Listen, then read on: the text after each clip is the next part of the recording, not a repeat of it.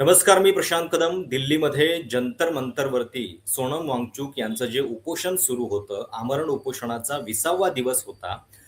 त्या उपोषणाला जबरदस्तीनं मोडीत काढण्याचा प्रयत्न मोदी सरकारने केलेला आहे. खरं तर कुठल्याही आंदोलनाच्या बाबतीत जे मोदी सरकारला तेच त्यांनी याही वेळी केलेलं आहे आणि ज्या आंदोलनाकडं गेल्या 18-20 दिवसांपासून खरं तर सुरुवातीला देशाचं दुर्लक्ष झालं. 2 दिवसांपासून अचानकपणे या आंदोलनाबद्दलची सहानुभूती वाढत चाललेली होती. 20 जुलैला जंतर मंतर ते संसद अशा मोर्चाचं आयोजन करण्यात आलेलं आहे आणि तो मोर्चा अजूनही होणार असं आंदोलक ठामपणे सांगतायत पण त्याच्या आधीच ही एक मोठी कारवाई केलेली आहे. आपल्या देशामध्ये लोकशाही मार्गाने आंदोलन करण्याचा पर्यायच आता उरलेला नाहीये का? सरकारची ही दडपशाही नेमकं काय सांगते? धर्मेंद्र प्रधान यांचा राजीनामा घेणं हे मोदी सरकारसाठी इतकं अवघड आहे का? हटवायचं धर्मेंद्र प्रधान यांना होतं, पण सोनम वांगचुक यांना हटवलं गेलं. काय नेमकं सरकारच्या मनामध्ये आहे? या सगळ्याबद्दलची चर्चा करणार आहोत आणि या आंदोलनाच्या बद्दल वेगवेगळ्या पद्धतीनं जोडलेले 2 चेहरे आता माझ्यासोबत आहेत. कायदेतज्ञ असीम सरोदे हे आता माझ्यासोबत आहेत. पुण्यात ज्यावेळी आंदोलन झालं होतं तेव्हा ते या आंदोलनामध्ये सहभागी होते. आपल्या सगळ्यांना माहिती आहे. आणि माझ्यासोबत अनिश गावंडे आहेत. ते राष्ट्रवादी शरद पवार पक्षाचे प्रवक्ते तर आहेतच, पण या आंदोलनामध्ये सुद्धा एक युवक म्हणून त्यांचा सहभाग जो आहे तो अगदी पहिल्यापासून आहे. आता ते दिल्लीतनं आपल्याशी जोडले गेलेले आहेत.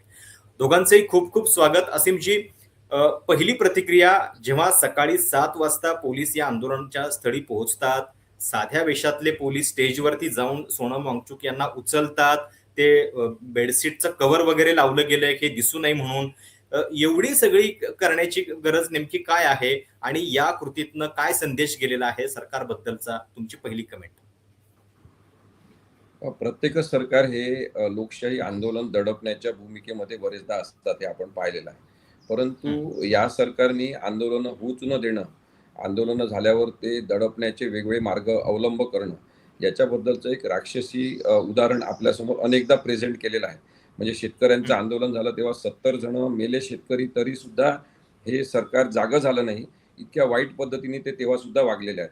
आता जरी आपल्याला 6 वाजता सोनम वांगचुक यांना उचललं असं दिसत असेल, तरी सुद्धा रात्री 3 वाजतापासून त्यांनी त्याची तयारी सुरू केलेली होती असं समोर आलेलं आहे. म्हणजे अक्षरशः सगळ्यांचे तिथल्या त्या भागातले मोबाईल जाम करण्यापर्यंत यांनी जे अभिव्यक्ती स्वातंत्र्यावर घाला घातलेला आहे, तो अत्यंत भयानक आहे असं मला वाटते. आणि याच्यातून सरकारचं राक्षसीपण जसं बाहेर येते, तसंच असंविधानिक त्याने वागण्याची परवानगीच जणू सरकार म्हणून आपल्याला आहे, अशा प्रकारची एक अरेरावी उद्धट वागणूक आपल्याला सरकारची दिसते. आपण जर हे सगळे चित्र पाहत असेल किंवा व्हिडिओ पाहिलेले आहेत, की ज्या मोठ्या प्रमाणात एका आपण काय म्हणू, की एका अहिंसक पद्धतीने आंदोलन करणाऱ्या माणसाला उचलण्यासाठी पोलीस आणण्यात आले आणि त्याचं चित्रीकरण कोणी करू नये म्हणून ते पडदे लावण्यात आले. तर ही जी झाकाझाकी आहे, याच्यामध्ये यांना अधिकार, इतरांचे अधिकार मागण्याची जी प्रक्रिया आहे तीच दाबून टाकायची आहे आणि हक्कांची भाषाच कोणी बोलायला नको अशा पद्धतीने पोलीस आणि सरकार पोलिसांचा वापर करत असेल, तर मला वाटते ते अत्यंत दुर्दैवी आहे. सोनम वांगचुक यांना मारूनच टाकायचं आहे की काय, अशा पद्धतीची सुद्धा चर्चा आता सुरू झालेली आहे. आणि त्याच्यामुळे सोनम वांगचुक यांच्या पत्नीने स्पष्टपणे सांगितलं की कोणत्याही प्रकारची औषधं द्यायची असतील, इंजेक्शन द्यायचं असतील, तर मला आधी सांगितलं पाहिजे. याच्या आधी भारतामध्ये अशा प्रकारे उपचार करण्यासाठी म्हणून उपोषणकर्त्यांना उचलून नेऊन त्याच्यावर विषप्रयोग करण्याचे अनेक प्रकार आपण पाहिलेले आहेत. आणि त्यामुळे इव्हन सरकारमधलेच काही महत्त्वाचे मंत्री हे दिल्लीमध्ये आम्हाला कोणत्याही प्रकारचे उपचार घ्यायचे नाही असं म्हणून स्वतः चार्टर प्लेन करून नागपूरला जातात उपचार करायला. ही जर एक अविश्वसनीय अशा प्रकारची अवस्था आपण पाहिली, तर सोनम वांगचुक यांच्या जीवाला धोका आहे असं सुद्धा आपल्याला म्हणता येऊ शकते. ओके. म्हणजे हे होणार याची एक कुणकुण जी आहे ती दिल्ली हायकोर्टाच्या परवाच्या निकालामधनं दिसत होती आपल्याला, की जेव्हा अशा पद्धतीनं दिल्ली हायकोर्टानं निर्देश दिलेले होते, की जर काही त्यांच्या तब्येतीच्या बाबतीत घडलं तर तुम्हाला तातडीनं त्याच्याबद्दल कारवाई करावी लागेल. त्यामुळं या सगळ्या संदर्भात अशा पद्धतीनं जबरदस्तीनं त्यांना उचलून उपोषण मोडलं गेलं असं मानलं जाऊ शकतं का? याच्याबद्दल मला तुम्हाला विचारायचं, पण त्याच्या आधी अनिशकडे जाऊयात. अनिशजी, गेल्या 20 दिवसांपासून हे आंदोलन सुरू आहे. तुम्ही स्वतः दिल्लीमध्ये आहात. काय तुम्हाला दिसलं गेल्या 20 दिवसामध्ये? आणि आता ही जी सरकारची रिएक्शन आहे, ही एक प्रकारे पॅनिक रिएक्शन आहे का? 2 दिवसापासून या आंदोलनाबद्दलची सहानुभूती वाढत चाललेली होती. 20 जुलैला जेव्हा अधिवेशन सुरू होते, पहिल्या दिवशी जंतर मंतर ते संसद मोर्चा होणार आहे. त्याच्याबद्दल आता स्थिती नेमकी काय आहे? हे बघा सर, आधी मी तुम्हाला सांगू इच्छितो की 1 दिवसा अगोदर दिल्लीचा पोलीस कमिशनर बदलला गेला. हो. त्याच्यानंतर आज सकाळी 7 वाजता पोलिसांनी येऊन सोनम वांगचुकांना किडनॅप केलं जंतर मंतरवर. मी ओके. किडनॅप केलं हे का म्हणतो? कारण काय आज त्यांच्याकडे नाही वॉरंट आहे, नाही कोई अरेस्ट का ऑर्डर. दिल्ली ओके. हायकोर्टाचा जो निर्देश होता, जी ऑर्डर होती ती काय होती की त्यांचे व्हायटल मॉनिटर झाले पाहिजे. पण बरोबर. तुम्ही एका सत्याग्रहीला अटक करण्यानंतरच फोर्स फीड करू शकतात. तुम्ही त्यांना डिटेन करून त्यांच्या ऑर्डर्सच्या अगेन्स्ट किंवा त्यांच्या विशेषच्या अगेन्स्ट काही करू शकत नाही. तर बरोबर. आज सरकार हे कसं करतं आणि कुठल्या कायद्यानुसार करतं? हे झालं तर किडनॅपिंगच बाय द पोलीस. याच्यामध्ये म्हणजे आत्ता सुद्धा सोनम वांगचुक यांच्या पत्नी या सफदरजंग हॉस्पिटलमध्ये पोहोचलेल्या आहेत. त्यांचं म्हणणं आहे की आमच्या परवानगीशिवाय कुठलीही गोष्ट जी आहे मेडिकली ती त्यांना दिली जाऊ नये. तर या सगळ्यामध्ये आता कायदेशीर काही प्रश्न उपस्थित होतील का? ते आता पत्रकार परिषद पण घेणार आहेत.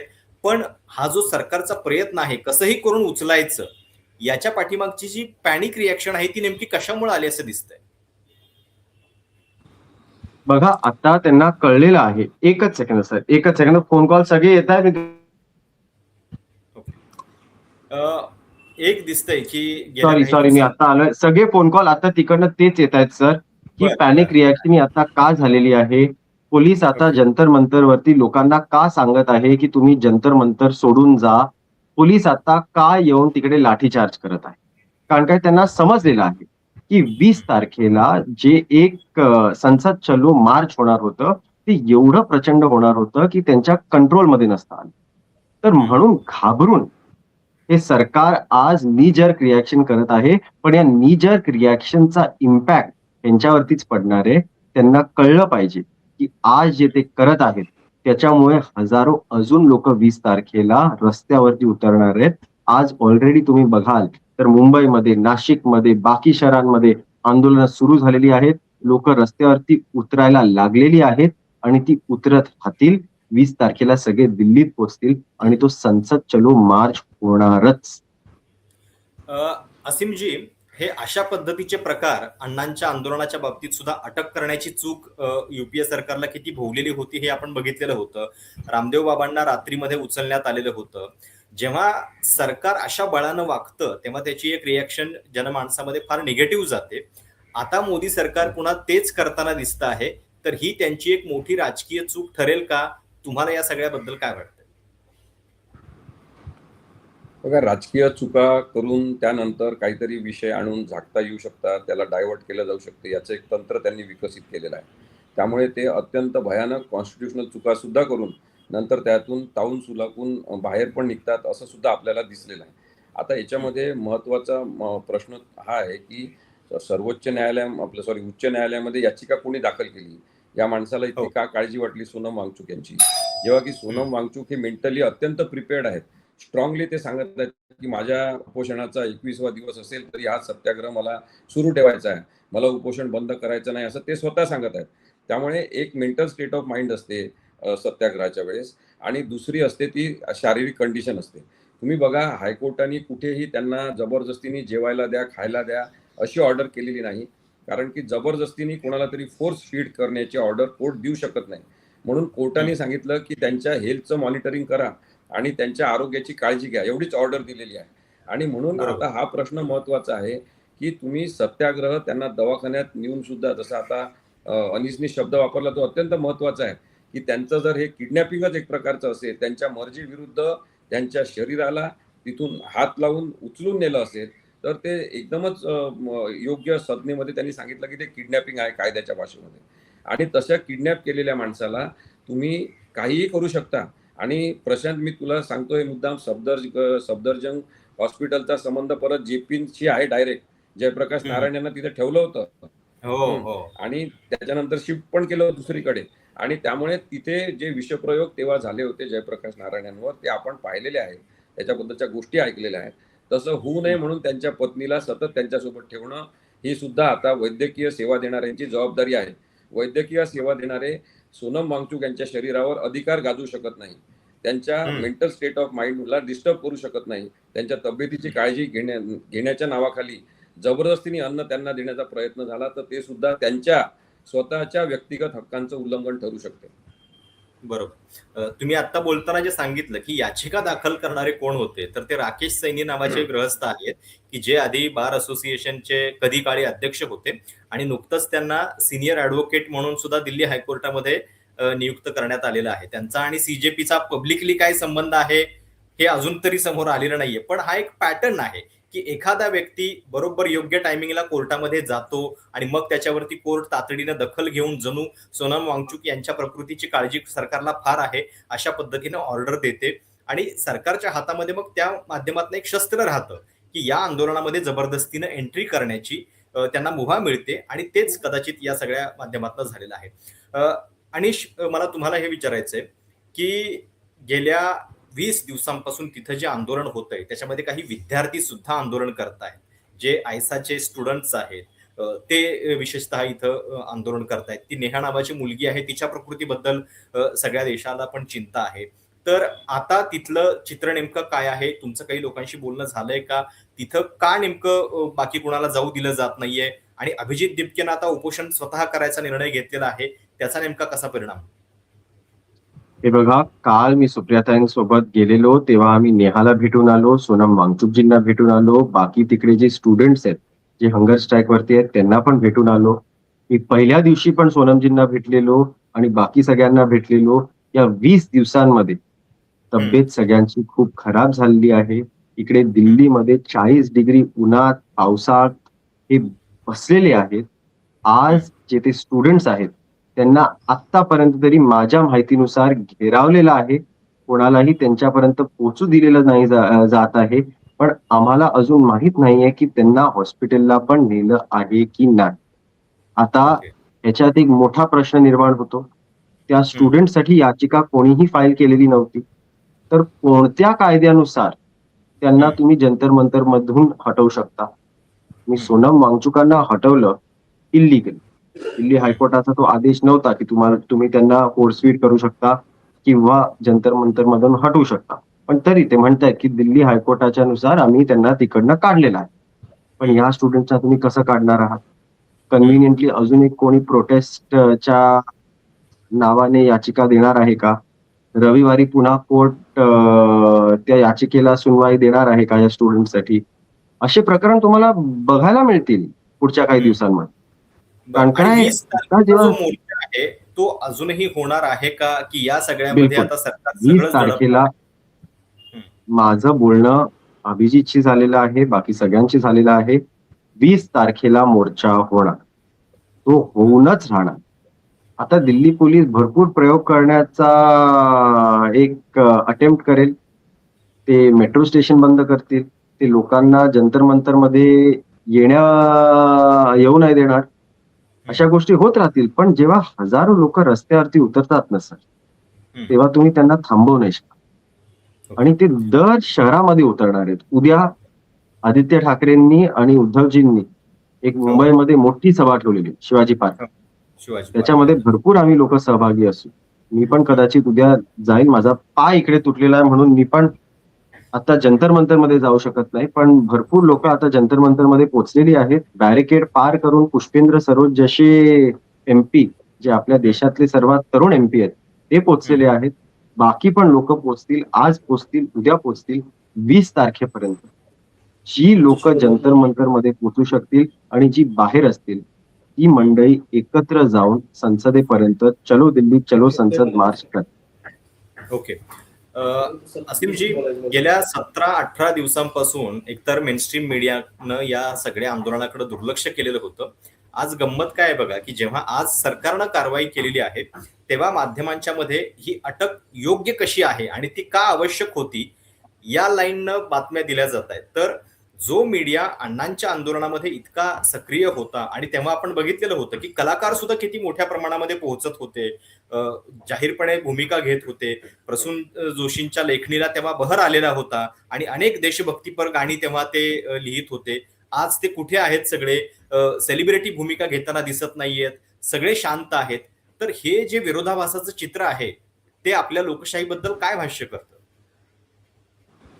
नाही पहिली गोष्ट प्रशांत, मी काय अण्णांच्या आंदोलनामध्ये सहभागी नव्हतो. मी एक क्षणही त्या आंदोलनामुळे आकर्षित झालो नाही. परंतु अभिजित दिपकेंनी जे आंदोलन सुरू केलं ते मुलांच्या मूलभूत प्रश्नांबद्दल, भवितव्याबद्दल आहे, परीक्षा पद्धतीबद्दल आहे. आणि आत्ताच्या युवकांच्या भवितव्याचा प्रश्न म्हणून तो महत्त्वाचा विषय आहे. अर्थातच तो राहुल गांधींनी खूप आधीपासून मांडण्याची सुरुवात केलेली आहे. त्यांना सुद्धा प्रचंड प्रतिसाद मिळतो आहे.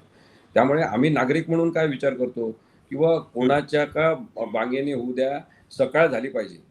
ही जी अंधकारमय लोकशाही झालेली आहे याच्यामध्ये पहाट झाली पाहिजे. आणि तो उजेड पडण्यासाठीची महत्वाची सत्याग्रहाची रणनीती म्हणून आम्ही सोनम वांगचुकच्या या आंदोलनाकडे पाहतो.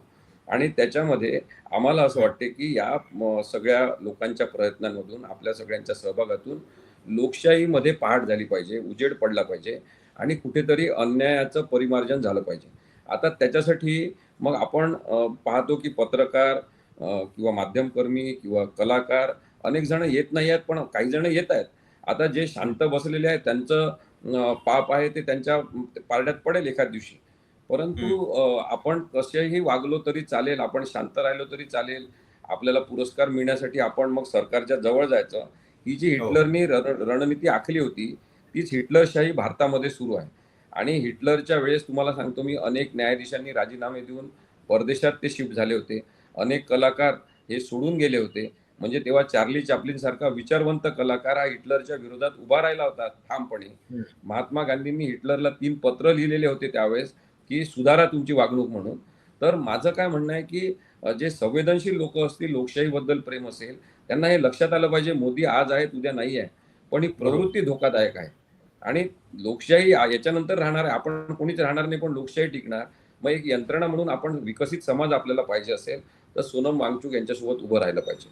आणि त्यासाठी मग सगळ्यांनी एक दिलानी इथे उभं राहण्याची गरज आहे. आता काही जण तारे तोडत आहेत की याच्यामुळे ते जे SIR आहे त्याच्याकडे दुर्लक्ष करण्यासाठी मुद्दाम यांना प्लॅन केलेला आहे का, जे मतदार यादीतून डिलिशन सुरू आहे मोठ्या प्रमाणात त्यासाठी सोनम वांगचुक यांना पुढे आणलेला आहे का? मला असं बिलकुल राम मंदिराचा मुद्दा आहे.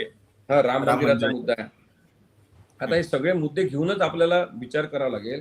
पण ज्या तरुणांचं इमिजिएट भवितव्य काही परीक्षांवर अवलंबून आहे, त्या परीक्षांच्या संदर्भात जर एखादा माणूस बोलत असेल तर तो आत्ताच्या इमिजिएट सोल्युशन ओरिएंटेड कामाचा भाग आहे. आणि त्यासाठी हे आंदोलन महत्वाचं आहे, म्हणून त्याच्यासोबत उभं राहिलं पाहिजे. मंदिराचा विषय कोणी सोडायची गरज नाही. मंदिराच्या देवधर्माच्या कामात भ्रष्टाचार झालेला आहे, त्याबद्दल आपण बोलणार.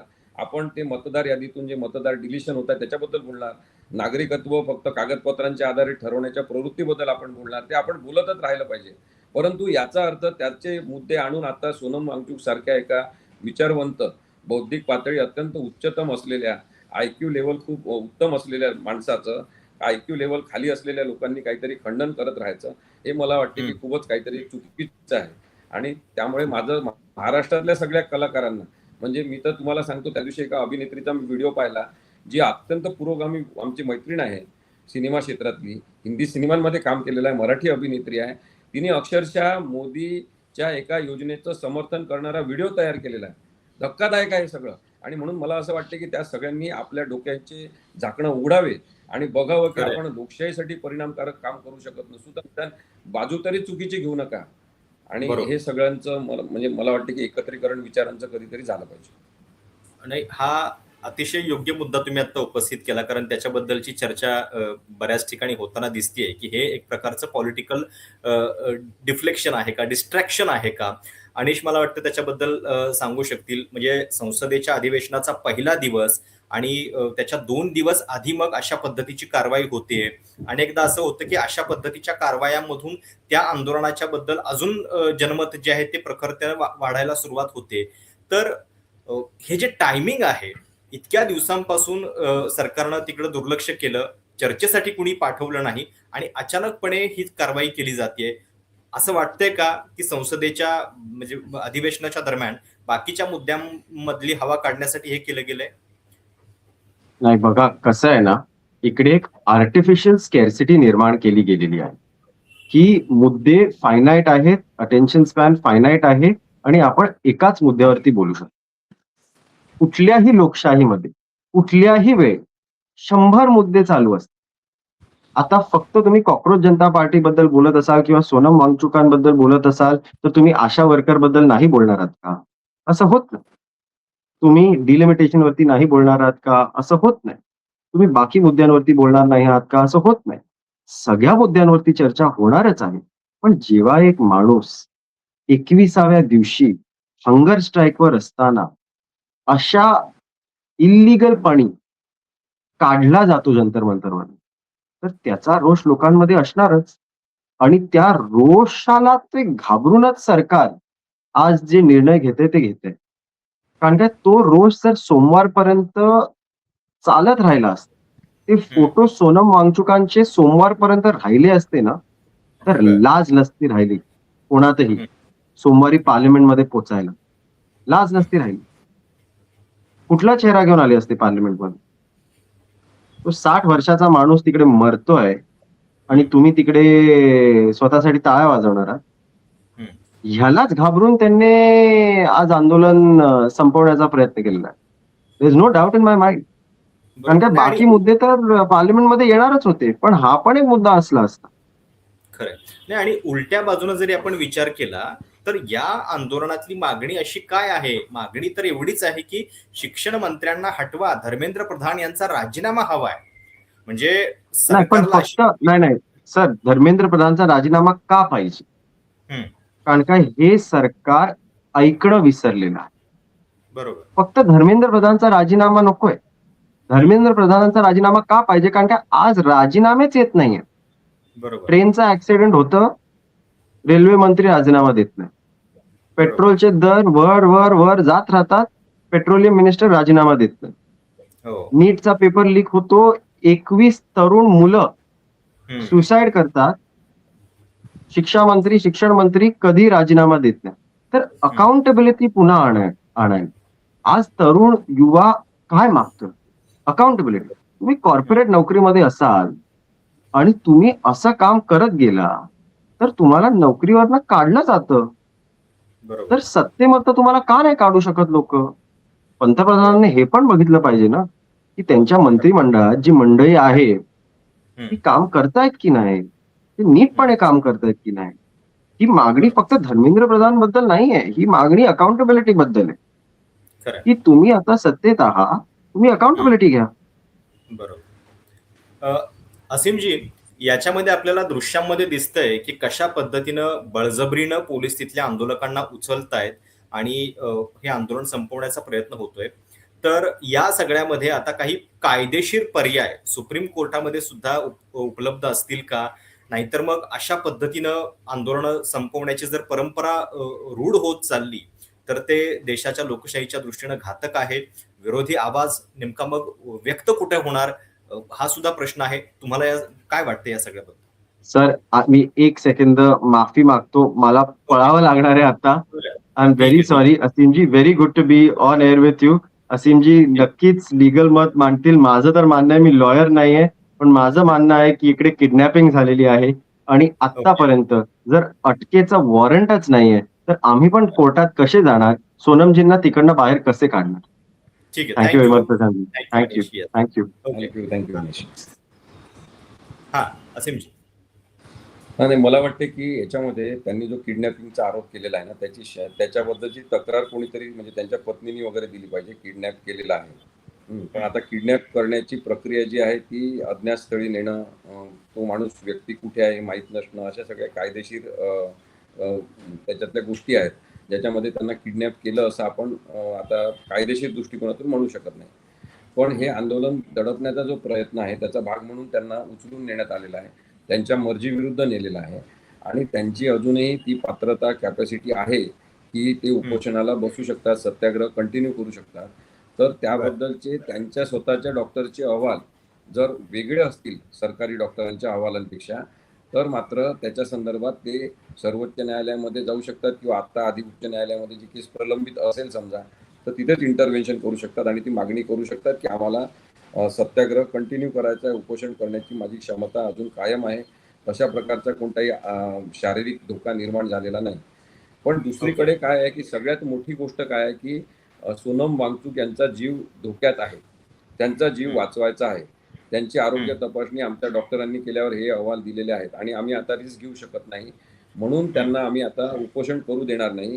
हे म्हणणं अत्यंत सोपं आहे सरकारसाठी आणि न्यायालय सुद्धा अशाच प्रकारच्या म्हणण्याची री ओढेल हे सुद्धा आपल्याला माहिती आहे.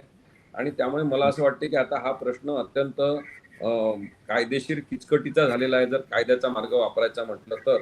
आणि त्यामुळे त्यांनी जी स्ट्रॅटेजी आता वापरलेली आहे की जसं आपण बॅटन रिले असतो की ते आपण हातात दुसऱ्याच्या देतो तो पुढे धावत जातो, तशा पद्धतीने जर अभिजित दिपकेनी आता हे उपोषण करायचं, तिथे सत्याग्रह कंटिन्यू करायचं असं ठरवलं असेल तर ती चांगली रणनीती असू शकते असं मला वाटते. आणि आता अशी चेनच तयार केली पाहिजे जी महात्मा गांधींच्या आंदोलनामध्ये असायची की काही जणांना लाठीचार्ज करून जखमी करायचे, तर ते त्यांना दवाखान्यात नेलेल्या पुढचे लगेच नेतृत्व घ्यायचे.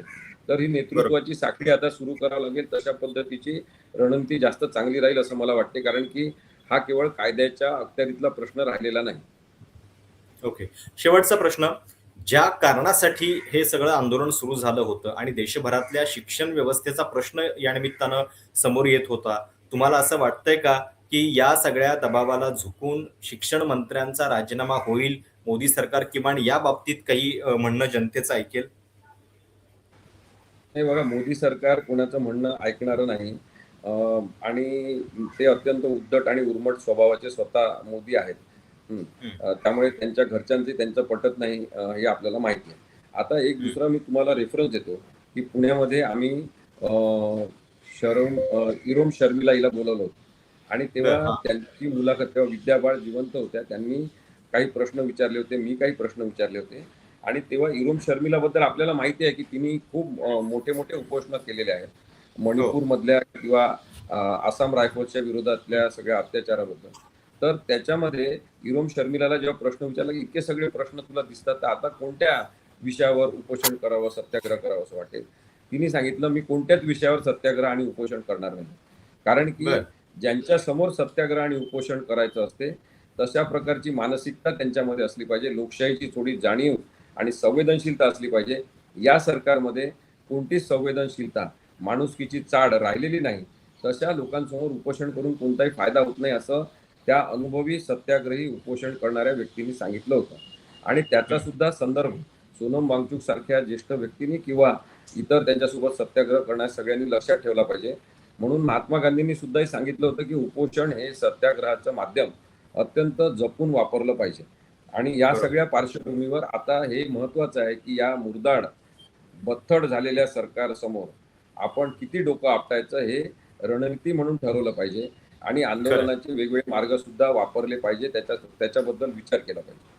बरोबर. म्हणजे आंदोलन जरी दडपलं तरी विरोध सरकारला दडपता येऊ नये यासाठी आपल्याला वेगवेगळे पर्याय जे आहेत ते शोधावे लागतील.